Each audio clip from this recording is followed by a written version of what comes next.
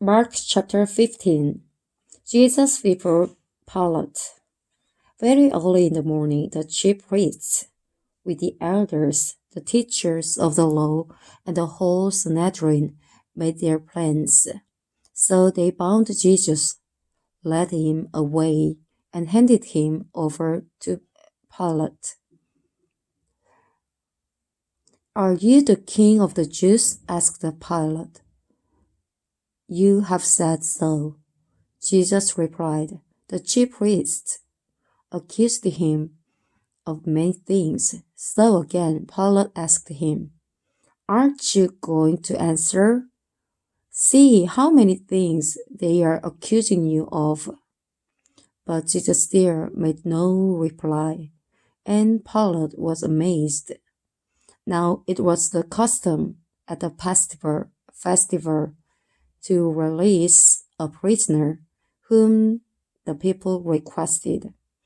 A man called Barabbas was in prison with the insurrectionists who had committed murder in the uprising. The crowd came up and asked Pilate to do for them what he usually did.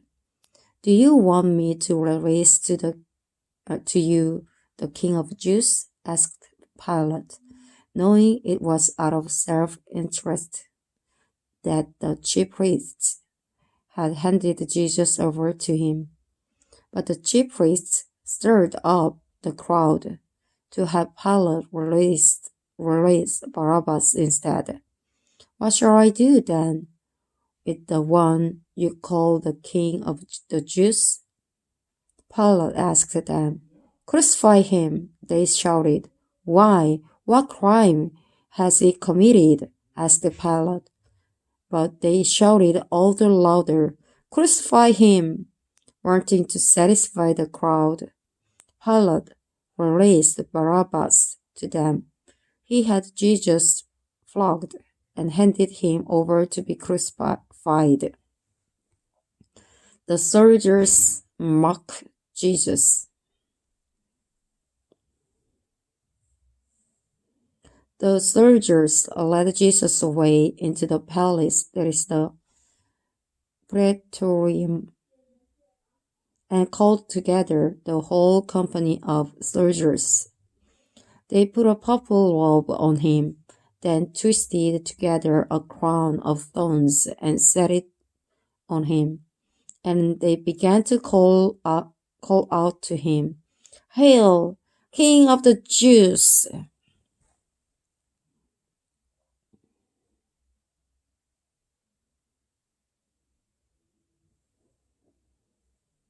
Again and again they struck him on the head with a staff and spit on him. Falling on their knees, they paid homage to him. And when they had mocked him, they took off the purple robe and put his own clothes on him. Then they led him out to crucify him. The crucifixion of Jesus. A certain man from Cyrene, Simon, the father of Alexander and Rufus, was passing by on his way in from the country, and they forced him to carry the cross. They brought Jesus to the place called Golgotha, which means the place of the skull. Then they offered him wine mixed with myrrh, but he did not take it. And they crucified him, dividing up his clothes. They cast lots to see what each would get. It was 9 in the morning when they crucified him.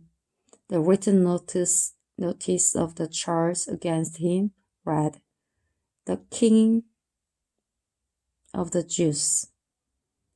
They crucified 2 rebels with him, one on his right and one on his left. Those who passed by heard insults at him, shaking their heads and saying, "So, you who are going to destroy the temple and build it in 3 days, come down from the cross and save yourself." In the same way, the chief priests and the teachers of the law mocked him among themselves. "He saved others," they said, "but he can't save himself. Let this Messiah, the King of Israel, come down now from the cross, that we may see and believe." Those crucified with him also heaped insults on him. The death of Jesus. At noon, darkness came over to the whole land until 3 in the afternoon. And at 3 in the afternoon, Jesus cried out in a loud voice, "Eloi, Eloi, lema sabachthani," which means, my God, why have you forsaken me?" And when some of those standing near heard this, they said, "Listen, he's calling Elijah." Someone ran, filled a sponge with wine vinegar, put it on a staff, and offered it to Jesus to drink. "Now leave him alone.